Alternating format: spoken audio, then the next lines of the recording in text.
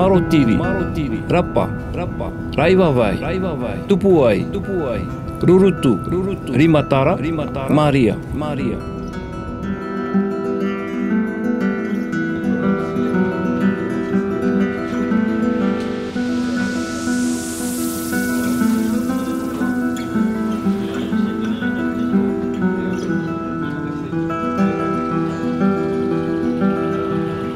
En cette fin d'après-midi, le navire océanographique Alice de l'Institut de recherche pour le développement quitte l'île de Raivavae dans l'archipel des Australes. Son équipage, habitué à mener à bien des missions hauturières à l'échelle du Pacifique, apporte son appui auprès des scientifiques qui se succèdent au fil des missions et des expéditions. Cette fois-ci, la mission Tu'apae, dirigée par Cécile de Bitus, directrice de recherche en chimie marine, répond à une demande d'expertise de la Polynésie française sur ses ressources et substances naturelles, marines et terrestres. Donc nous nous intéressons dans ce projet plus spécialement aux spongiaires qui sont une source de molécules importantes et c'est un groupe totalement méconnu en Polynésie française. Pour ce faire, donc la Polynésie étant à la taille de l'Europe, nous avons étudié, prospecté les différents archipels sur un programme de campagne échelonné sur 6 ans, donc 3 grosses campagnes. La première aux îles Marquises et à la Société, la seconde au Tuamotu-Gambier et la troisième, donc cette campagne aux îles australes de Polynésie française. Les éponges sont des organismes très primitifs, des amas de cellules grosso modo peu différenciés, qui ont la capacité d'étendre leur territoire sur les récifs donc par la sécrétion de substances, de métabolites secondaires qui favorisent donc leur survie. Et c'est pour cela que nous nous intéressons donc à ces organismes qui présentent une grande diversité de structures chimiques. Donc ils peuvent être exploités par la suite pour leurs propriétés que l'on recherche donc sur différents modèles en santé humaine, en aquaculture, en environnement.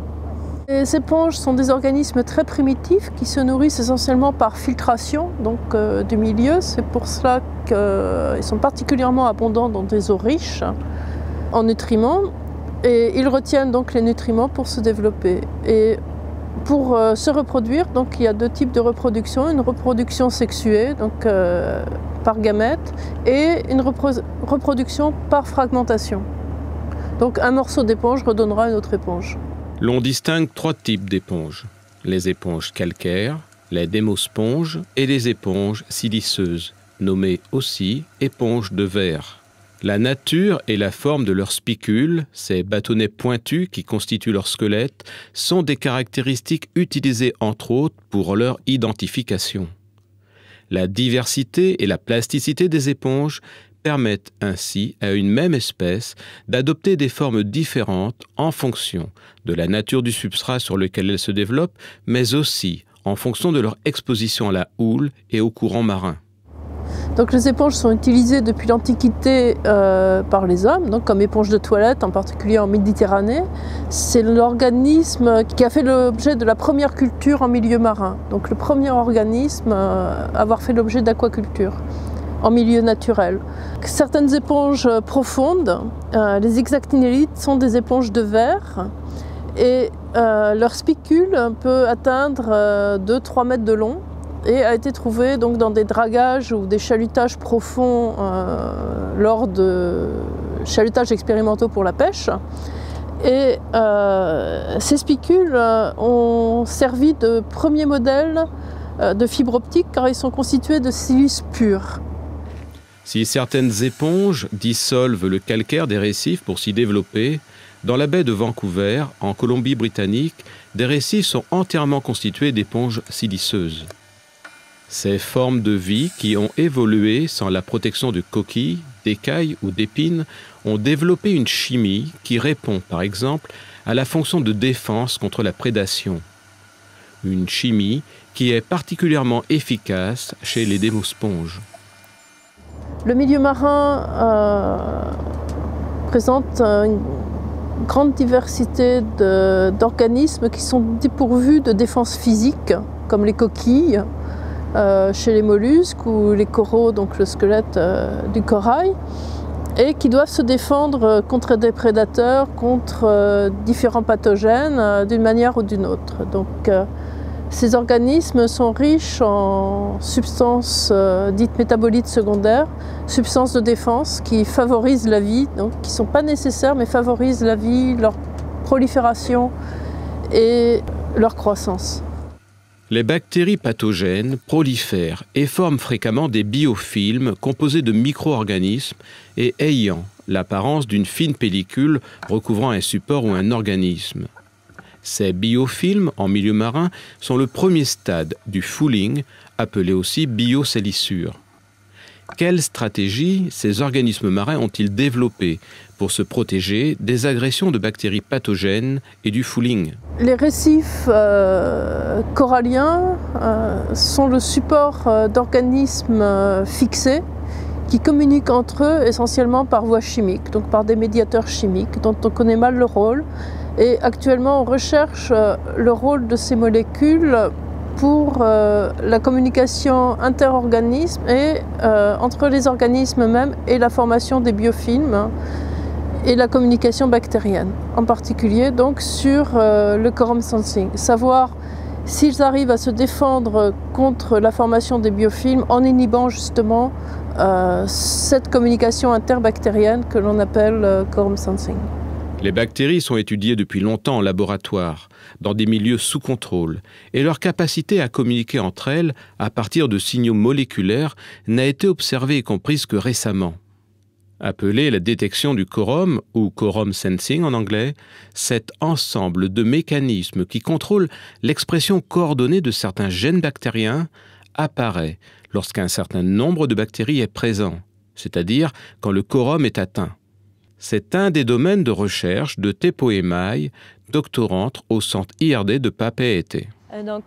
Tout d'abord, j'ai accepté de travailler à l'IRD, dans l'équipe de Cécile de Bitus. Tout d'abord parce que IRD, ça veut dire Institut de recherche pour le développement. Donc comme ils sont basés à Tahiti, donc c'était pour le développement de Tahiti, de la Polynésie française. Et donc notre but, c'est d'isoler des composés inhibiteurs d'une bactérie qui touche les larves de crevettes. Donc ici, la crevetticulture, l'élevage de crevettes est important. Donc travailler sur ça, ça me permettait d'aider, on va dire, au développement de l'économie de la Polynésie française.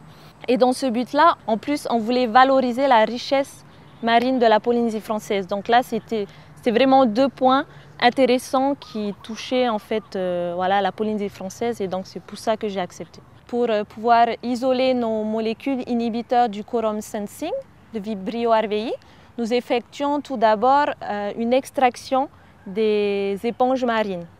Ensuite, après l'extraction, on va comparer les différents extraits. On a eu plusieurs récoltes à différents endroits de la Polynésie française, aux Marquises, aux Gambiers et dans les îles de la Société. Donc notre but, c'est de comparer et de voir si les éponges marines qui ont été récoltées sont bien identiques. Donc le quorum sensing, on l'appelle aussi communication bactérienne.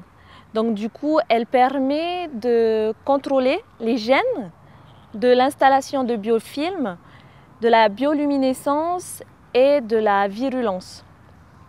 Donc du coup, moi, dans mon travail, j'utilise cette technique-là pour inhiber Vibrio arvei.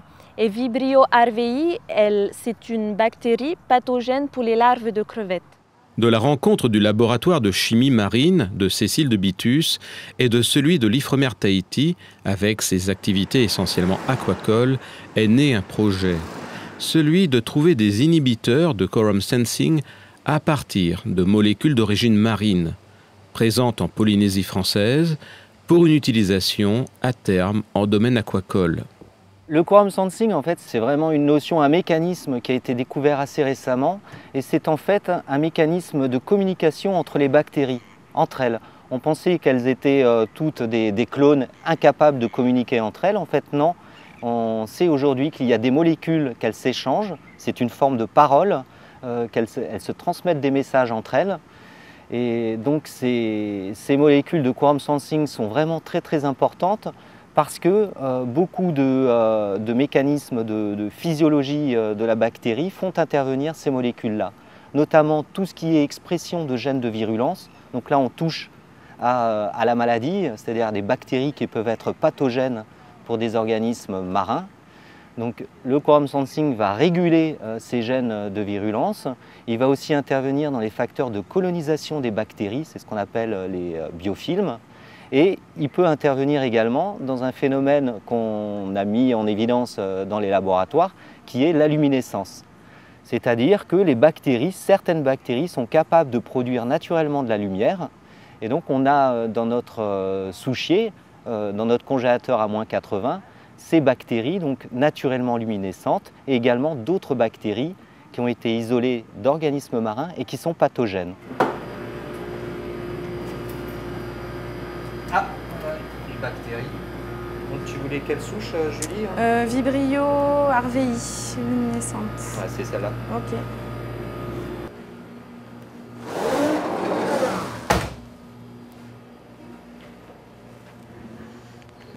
Donc ce tube provient du congélateur maintenu à une température de moins 80 degrés. C'est une souche de référence, Vibrio arvei, donc qui a la particularité, donc cette souche, d'émettre de la bioluminescence. C'est bioluminescent. Et là, donc, je vais la mettre sur un milieu gélosé. Donc c'est un gel, c'est un milieu nutritif qui va permettre de refaire partir la bactérie et d'obtenir des colonies. Donc une fois donc, que cette bactérie a poussé, environ pendant 24 heures, elle va former donc, des colonies. Donc cette bactérie en fait, a la particularité plus de s'étaler sur la boîte de pétri. La petite colonie que j'ai prise de cette boîte, que j'ai mise donc, dans cette solution bactérienne, va se développer pendant 24 heures à 28 degrés. Ça va former ce qu'on appelle une suspension bactérienne et c'est cette suspension bactérienne qu'on va mettre au contact des molécules qui ont été extraites des éponges par l'IRD. Et on va regarder en fait si ces molécules extraites des éponges ont une activité ou pas sur les bactéries. Donc elles peuvent très bien juste inhiber la croissance, comme tuer les bactéries ou alors ne rien faire du tout. Notre but, c'est de tester nos extraits sur ces bactéries-là. L'inhibition du quorum sensing permet d'arrêter la virulence, donc d'arrêter la maladie sans tuer les bactéries.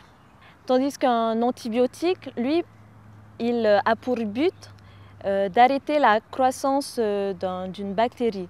Donc le risque de cette technique-là, c'est que en fait, les bactéries vont changer, vont évoluer et donc vont devenir résistantes à cet antibiotique-là. Donc on attend beaucoup de choses finalement de toutes ces recherches, donc de trouver des molécules d'origine marine qui soient présentes en plus en Polynésie française. Pourquoi? Parce qu'on aura besoin à terme, notamment en aquaculture, de molécules nouvelles qui interviendront en substitution aux antibiotiques. On sait tous que les antibiotiques ont été énormément utilisés, on peut en retrouver dans l'environnement, ça pose des problèmes, notamment d'acquisition de résistance des bactéries à ces antibiotiques, et on veut garder les antibiotiques bien évidemment pour la santé humaine. Donc on est à la recherche finalement de molécules d'origine marine qui soient capables naturellement d'inhiber la croissance bactérienne ou les mécanismes de quorum sensing, c'est-à-dire de communication bactérienne.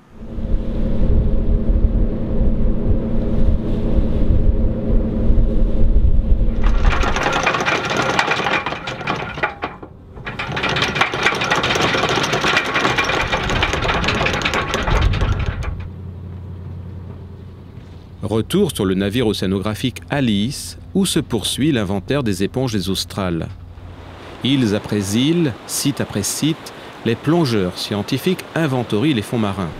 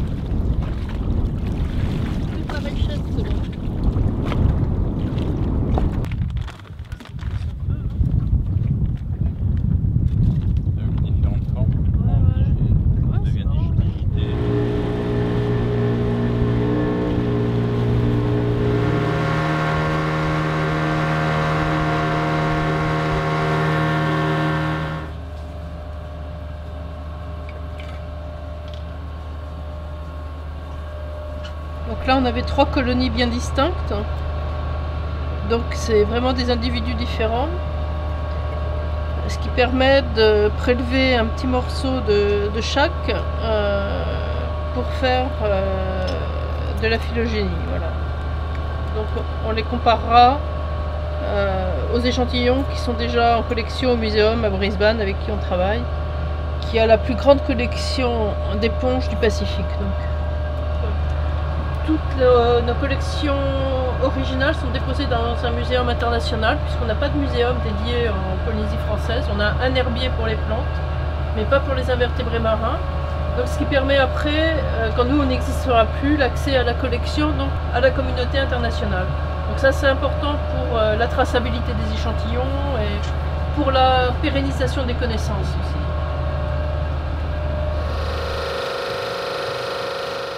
Chaque participant à la mission a son emploi du temps bien rempli. Pour Bertrand Bourgeois, du service plongée de l'IRD Nouméa, c'est la gestion du matériel de plongée et des mélanges suroxygénés qu'il gère avec la rigueur indispensable.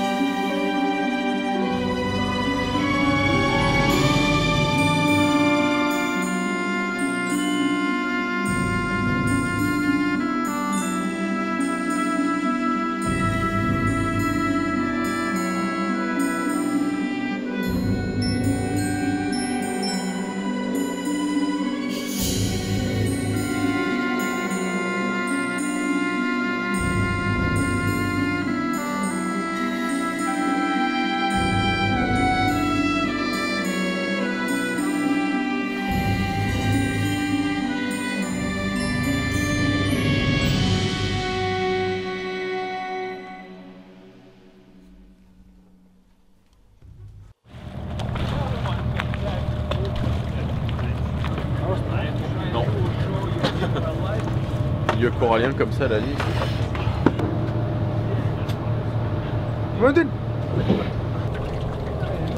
Ouais, il est là.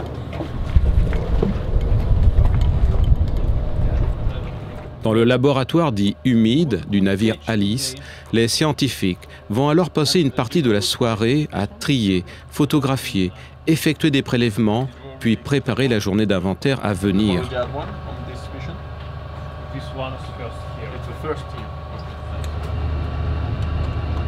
Et donc ça c'est pourquoi? Donc comme on a déjà trouvé sur Aivavé, ça va permettre de savoir si elles viennent du même endroit et peut-être même d'où elles viennent si on arrive à retrouver leurs traces dans le Pacifique. Donc savoir si elles ont les mêmes parents ou si elles sont cousines. Alexandre Fedosov est malacologue, un spécialiste des mollusques. Habitué des grandes expéditions d'inventaire comme New Guinea 2012, cette mission dans l'archipel des Australes est pour lui une opportunité pour recenser les espèces évoluant dans ces eaux. Je m'appelle Alexandre Fedosov, je travaille à l'Institut pour écologie et évolution à Moscou. A field of my scientific interests are gastropods and mollusks, widely known as snails and slugs, and particularly marine mollusks of tropic in the Pacific. Why our attention is drawn to Austral Islands is because this archipelago is located on a boundary of tropical Pacific faunal region, And we have all reason to expect what many traditionally known tropical species of mollusk would have here a limit of their range.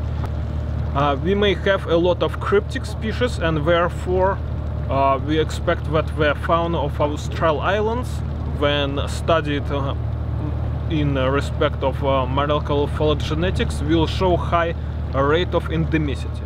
Mostly we use a brushing, and what is it?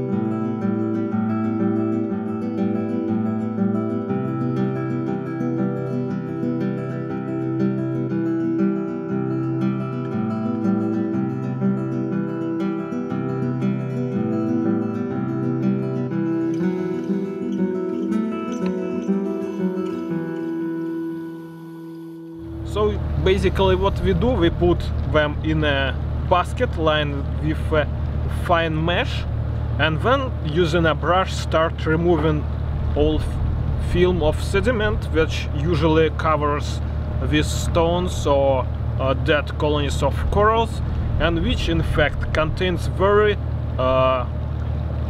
rich molluscan fauna, particularly mollusks of a small size that divers just can't collect on site.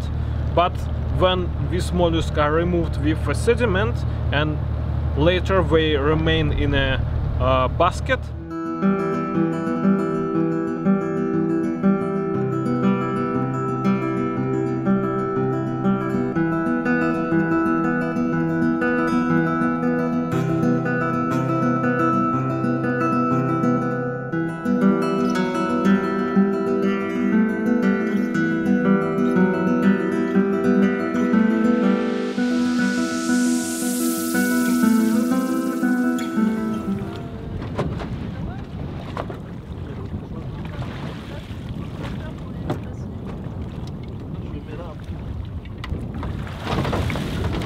Et c'est tellement oligotrophe ces eaux que les éponges elles ont rien à bouffer, tu vois, c'est pour ça qu'elles poussent pas quoi. Parce que dans les brossages il y avait des toutes petites éponges. Ce qui veut dire que les larves arrivent ici, elles se fixent et puis après c'est... And then in laboratory sort the residue, pick up mollusks and then process them for future molecular phylogenetic studies. Comme pour les éponges, pour chaque mollusque collecté, un code-barre génétique, appelé barcoding, permettra d'établir une carte d'identité génétique. Cette technique récente de taxonomie moléculaire permet la caractérisation génétique d'un spécimen. Anthony Berberian, plongeur professionnel et photographe amateur, apporte avant tout ses compétences de médecin hyperbare aux scientifiques. Ces photographies participent à améliorer les connaissances sur les poissons de ces eaux peu fréquentées par les plongeurs. J'ai essayé de documenter au maximum toutes les espèces qui me semblaient intéressantes du point de vue de la distribution ou de l'écologie des habitats qu'on a pu rencontrer, qui étaient très divers, en partant des habitats quasiment tempérés de Marotieri, Rapa jusqu'à Maria, où ça ressemble vraiment à un habitat typiquement tropical. Il y avait un petit cantigaster qu'on a vu sur Raivave et ensuite sur Tubuai, à chaque fois sur à peu près 50 mètres de fond, sur des fonds sableux autour de patates de corail, et qui ressemble à une espèce qui est pas décrite dans les eaux polynésiennes, le cantigaster coronata, mais qui ne lui correspond pas tout à fait, il ne cadre pas avec la description habituelle du cantigaster coronata, donc c'est peut-être quelque chose d'intéressant, c'est peut-être une nouvelle espèce. Le poisson est assez joli, on ne l'a pas on l'a pas vu qu'une fois, on l'a vu plusieurs fois, toujours à peu près sur les mêmes fonds et toujours à peu près sur les mêmes substrats. Donc on a pu le voir sur 2 îles différentes, ensuite on ne l'a pas revu. Mais c'est un poisson qui semblait intéressant, qui peut-être quelque chose de nouveau qu'il faudrait étudier. Dépourvues de structures de plongée, ces îles éloignées conservent encore aujourd'hui un grand nombre d'espèces à découvrir. Une expédition scientifique est un des rares moyens qui permettent d'aborder ces fonds marins, potentiellement riches en belles rencontres. Sensationnel, exceptionnel, fabuleux. J'ai une photo du paracentropiche de Boyle. Elle n'est pas parfaite, mais je l'ai. Le corail est somptueux. Il y a énormément de juvéniles. J'ai vu des 40 grosses têtes qui faisaient 2 fois ma taille. Oh là là. C'est une plongée absolument fantastique. On arrive sur l'atoll de Maria, qui est un atoll qui apparemment n'avait pas été étudié depuis les années 30 hein, et qui n'a apparemment jamais été plongé. Enfin, il n'y a aucune documentation qui fait. Donc on arrive dans cet endroit après 2 îles où les coraux étaient complètement dévastés sur Rutu Irimatara. On arrive à un endroit comme ça, un atoll magnifique. Les coraux sont somptueux, des couleurs chatoyantes. Il y avait le récif, le platier est magnifique et surtout ce qui changeait par rapport aux autres îles, c'est qu'il y avait un tombant. Il y avait un platier corallien sur peut-être une centaine ou 200 mètres et ensuite il y avait un tombant. Et donc la plongée s'annonce vraiment exceptionnelle dans des conditions où les coraux sont superbes, la visibilité incroyable, plus de 60 mètres de visibilité, on voyait le fond avec une lumière fantastique et puis on plonge là et passé les 50 mètres, je suis tombé sur 2 poissons qui sont extrêmement rares, en tout cas en Polynésie française, et qui sont... Alors il y a le paracentropiche de Boyle, ce petit poisson, la photo n'est pas parfaite, j'ai eu qu'une demi-seconde et à ces profondeurs avec la narcose, c'est un peu difficile d'être assez rapide pour... C'est un poisson qui est petit, il fait 5 cm, enfin celui-là il faisait 5 cm adulte, les plus grands font 7 cm. C'est un poisson qui est rare, qui est cryptique, qui vit profond à des profondeurs qui normalement sont inaccessibles à la plongée en autonome. Il faut y aller en recycleur, au trimix, et puis là on était en simple bouteille et j'ai pu l'apercevoir dans une petite grotte à des profondeurs où normalement elle n'est pas censée se trouver, à un endroit où il n'a jamais été recensé. Et c'était une rencontre, enfin moi j'ai eu l'impression de gagner au loto de voir ce poisson-là, j'étais vraiment enthousiaste en sortant de l'eau. Et je regrette de ne pas avoir eu 1 minute ou 2 d'attendre pour pouvoir attendre qu'il sorte de son trou et que je fasse une photo meilleure que ça, mais les paliers s'accumulaient et il fallait remonter. Et le kétolange de Chinker est sous mon nez, il est magnifique ce poisson. Il a été vu qu'une fois en Polynésie, hein. Superbe. La législation impose aux plongeurs professionnels effectuant des plongées nécessitant des paliers de décompression de se trouver à moins de 2 heures d'un caisson hyperbare. Dans cette région du Pacifique, toute évacuation sanitaire nécessite de nombreuses heures qui peuvent s'avérer fatales en cas d'accident. En 2012, l'IRD s'est doté de ce moyen de secours qui vient compléter sur l'ALICE toutes les procédures de prévention déjà mises en œuvre lors des plongées.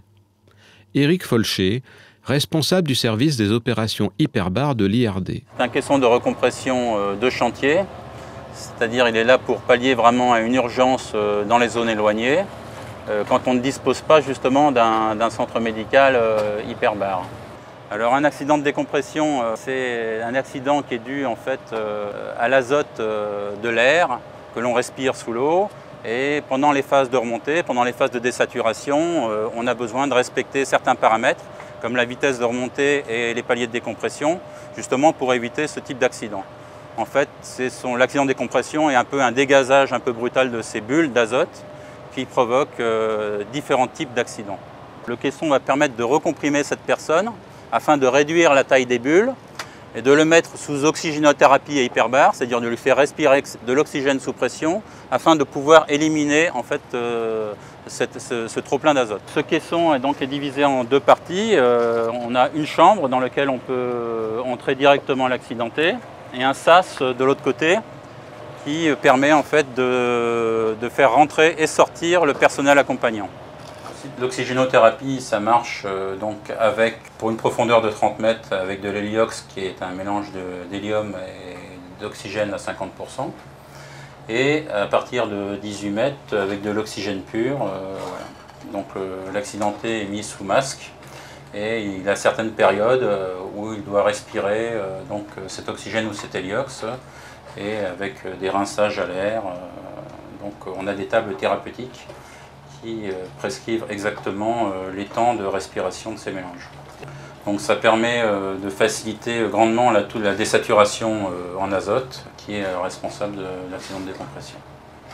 La zone bathymétrique de 0 à 30 mètres étant aujourd'hui déjà bien explorée, les scientifiques se tournent vers des profondeurs supérieures, nécessitant des paliers de décompression plus longs, encadrés par de nouvelles procédures de sécurité spécifiques.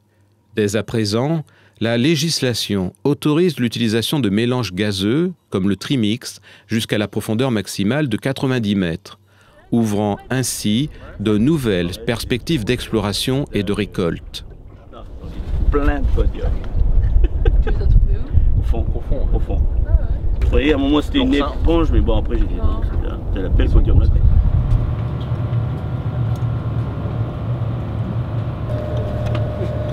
Oui, donc sur les Australes, contrairement aux autres archipels, à chaque plongée, on remonte peu de choses, peu d'espèces, mais toujours des nouvelles. Au moins une nouvelle et qu'on ne retrouve nulle part ailleurs. Donc c'est assez déroutant parce qu'on peut se dire qu'on va laisser énormément de choses derrière nous. Mais vu l'effort de plongée produit, on peut difficilement faire mieux. Mais la diversité va être importante. Donc un grand nombre d'espèces différentes. Mais au niveau abondance pondérale, donc ça va être assez faible. Donc on est passé d'îles sans lagon, enfin bien au sud. Après on a eu des îles entourées de récifs barrières avec de grands lagons où on a trouvé la plupart de nos échantillons. Et maintenant on est à nouveau sur des îles à corps, donc avec juste un récif frangeant. Des orientations différentes par rapport à la mer, au vent dominant. Et des environnements aussi dans des états différents. Donc ici c'est très mort, très détritique. On a eu des coraux bien vivants sur Toboué et Raivavé. Donc c'est vraiment des environnements, des biotopes différents. Donc avec, ce qui se reflète dans la diversité d'ailleurs des échantillons qu'on y trouve, des espèces qu'on trouve.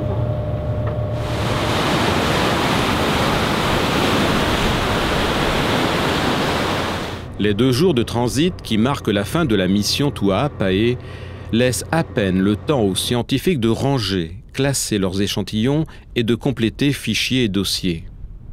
Au total, 1850 000 marins auront été parcourus, 74 stations explorées et décrites sur 7 îles ou groupes d'îles, 250 taxons de macro-invertébrés et d'algues, plus de 1000 échantillons pour le barcoding des mollusques. Si le nombre d'éponges est faible, 49 espèces seulement, une dizaine a déjà été rencontrée au Tuamotu, Gambier et aux îles de la Société. Cet échantillonnage devrait porter à environ 150 le nombre d'espèces de spongiaires de Polynésie française, avec un fort taux de nouvelles espèces proche de 30%. Un faible nombre cependant, rapporté à l'étendue de ce territoire et à l'effort de collecte fourni, car l'archipel des Australes est bien éloigné du cœur de la diversité du vivant, situé à l'ouest de l'océan Pacifique, appelé le Triangle de Corail. Ainsi, lors de l'expédition New Guinea 2012 en Papouasie-Nouvelle-Guinée, sur une surface représentant une petite partie du lagon de Tahiti, 200 espèces de spongiaires ont été récoltées en seulement 3 semaines. La suite des travaux va être consacrée à l'identification fine des échantillons récoltés, à l'étude chimique des extraits des organismes ainsi qu'à leurs propriétés sur différentes cibles, en particulier pour l'aquaculture, domaine important en Polynésie française et pour le développement des pays du Sud.